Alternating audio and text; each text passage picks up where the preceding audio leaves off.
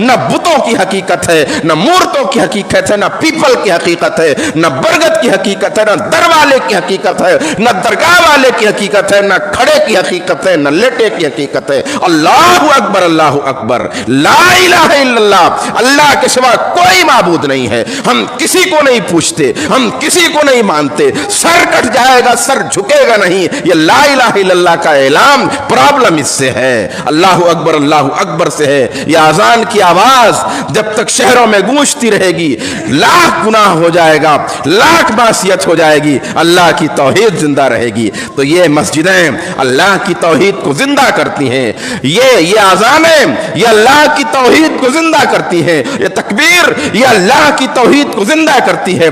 ये सजदे ये अल्लाह की तौहीद की अलामत है, ये निशानी है। ये हमारी रूह की तामीर के लिए हमारी मस्जिदें बहुत जरूरी हैं। ये मस्जिदों का रूहानी किरदार है।